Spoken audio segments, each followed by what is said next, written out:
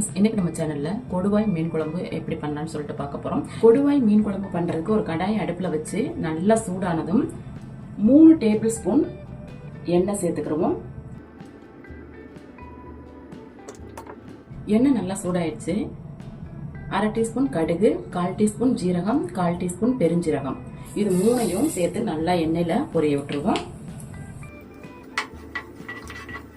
சீரகம், பெருஞ்சீரகம், கடுகு இது மூணும் நல்லா பொரிஞ்சிருச்சு. இப்போ 1/4 டீஸ்பூன் வெந்தயம் சேர்த்துக்கிடுவோம்.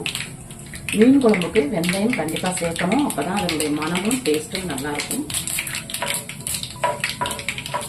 வெந்தயம் நல்லா எண்ணெயில வறுபட்டுருச்சு. இப்போ ஒரு 10 சின்ன வெங்காயம் எடுத்து சின்ன சின்னதாக நறுக்கி வச்சிருக்கேன், இதை சேர்த்துக்கிடுவோம். கூடவே 4-5 பூண்டு பல் எடுத்து சின்ன சின்னதாக நறுக்கி வச்சிருக்கேன், அதையும் சேர்த்துக்கிடுவோம். சின்ன வெங்காயத்தையும் பூண்டு பல்லையும் எண்ணெயில நல்லா வதக்கிக்கிறோம். சின்ன வெங்காயமும் பூண்டு பல்லும் எண்ணெயில நல்லா வதங்கிடுச்சு. இப்போ ஒரு கைப்பிடி சின்ன வெங்காயம் எடுத்து அதை மிக்சியில நல்லா பேஸ்டா அரைச்சு வச்சிருக்கேன், அதை சேர்த்துக்கிறோம். சின்ன வெங்காய பேஸ்ட் எண்ணெயில வதங்கி எண்ணெய் பிரிஞ்சு வரணும், அது வரைக்கும் வதக்கிக்கிறோம். நான் செய்யற இதே மெத்தட்ல கொடுவா மீன் மட்டும் இல்ல, எந்த மீன் இருந்தாலும் செஞ்சு பாருங்க, நல்ல டேஸ்டா இருக்கும். அதே போல நம்ம சேனல்ல ஏகப்பட்ட மீன் குழம்பு வெரைட்டிஸ் போட்டிருக்கேன், அதையும் பாருங்க. ஒவ்வொன்றும் ஒவ்வொரு வகையான மீன் குழம்பா இருக்கும், உங்களுக்கு கண்டிப்பா யூஸ் ஆகும். பாருங்க, நம்ம சேர்த்துக்கிட்ட சின்ன வெங்காயம் நல்லா எண்ணெயில வதங்கி எண்ணெய் பிரிஞ்சிருச்சு. இப்போ 2 கருவேப்பிலைகள் சேர்த்துக்கிறோம். கூடவே கொஞ்சமா பச்சை மிளகாய் சேர்த்துக்கிறோம். இது ரெண்டையும் எண்ணெயில நல்லா வதக்கிக்கிறோம்.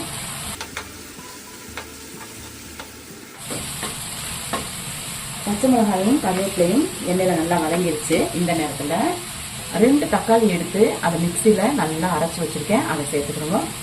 இந்த மாதிரி தக்காளி வெங்காயத்தை நம்ம அரைச்சு சேர்க்கும் போது குழம்பு நல்லா திக்கான கன்சிஸ்டன்சிக்கு கிடைக்கும்.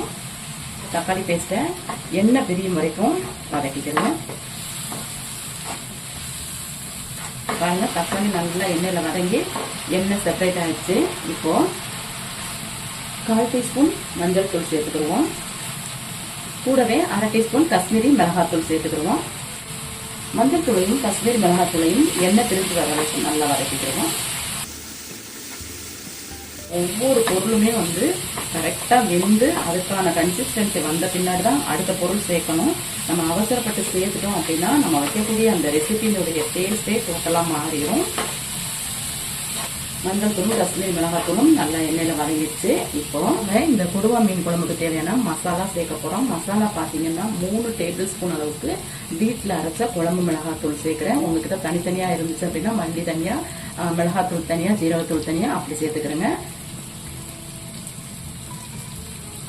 இப்போ நம்ம சேர்த்துக்கிட்ட 3 டேபிள் ஸ்பூன் குழம்பு மிளகாத்தூளை எண்ணெயில நல்லா பச்சை வர போயிட்டு மனம் வரணும், அது வரைக்கும் வதக்கிக்கிறோம். அட் த சேம் டைம் எண்ணெயும் பிரிஞ்சு வரணும்.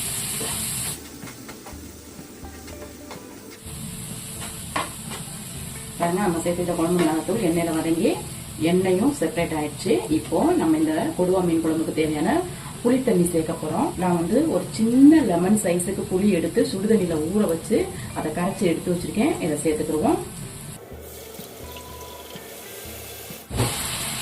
புளி தண்ணி சேர்த்து மசாலா கூட நல்லா கலந்து விட்டுருவோம்.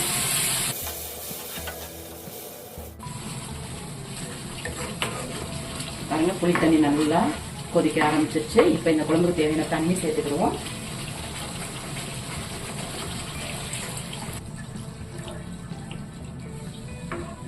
தண்ணி சேர்த்து நல்லா கலந்து விட்டுருவோம். தண்ணி சேர்த்து நல்லா கலந்து விட்டுட்டோம். இப்போ மீன் குழம்புக்கு தேவையான உப்பு சேர்த்துக்கிடுவோம். உப்பு சேர்த்து நல்லா கலந்து விட்டுருவோம். உப்பு சேர்த்து நல்லா கலந்து விட்டுட்டோம். இதை அப்படியே ஒரு கொதி வர விட்டுருவோம். பாருங்க, குழம்பு நல்லா கொதி வந்துருச்சு.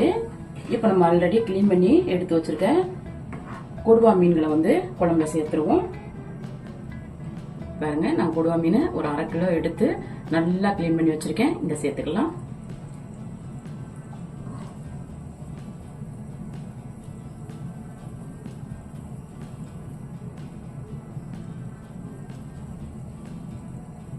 மீன் துண்டுகளை சேர்த்து நல்லா கலந்து விட்டுருவோம்.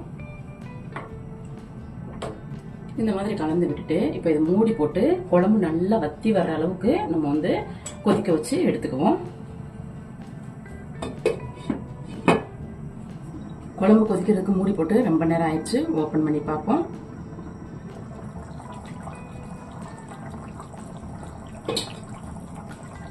பாருங்க, குழம்பு நல்லா வத்திட்டு எண்ணெய் செப்பரேட் ஆயிடுச்சு. இப்போ அருமையான டேஸ்டியான கொடுவா மீன் குழம்பு ரெடி ஆயிடுச்சு. பாருங்க, ரொம்ப சூப்பரா இருக்குங்க பாக்குறதுக்கு. பாருங்க, அவ்வளவுதாங்க. இதை லைட்டா கலந்து விட்டுட்டு இப்ப இதுல கொஞ்சமா மல்லி இலை சேர்த்துக்கிடுவோம்.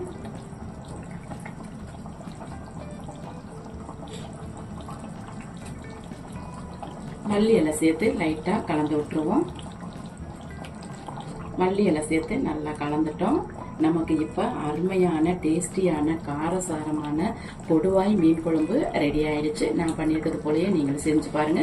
இது சாதம், இட்லி, தோசை, இடியாப்பம் இதுக்கெல்லாம் வந்து நல்ல ஒரு சைட் டிஷ்ஷா இருக்குங்க. இதை வந்து இன்னைக்கு சாப்பிட்றத விட நாளைக்கு வச்சு சாப்பிட்டோம் அப்படின்னா செம்ம சூப்பரா இருக்கும். நான் பண்ணியிருக்க இந்த கொடுவா மீன் குழம்பு உங்களுக்கு பிடிச்சிருக்கு அப்படின்னா இந்த வீடியோக்கு ஒரு லைக் கொடுங்க. என்னுடைய சேனலை சப்ஸ்கிரைப் பண்ணுங்க, கமெண்ட் பண்ணுங்க, உங்க ஃப்ரெண்ட்ஸுக்கும் ஷேர் பண்ணுங்க. மீண்டும் இது போல நல்லதொரு ரெசிபியில் உங்களை சந்திக்கிறேன். அது வரைக்கும் நன்றி, வணக்கம்.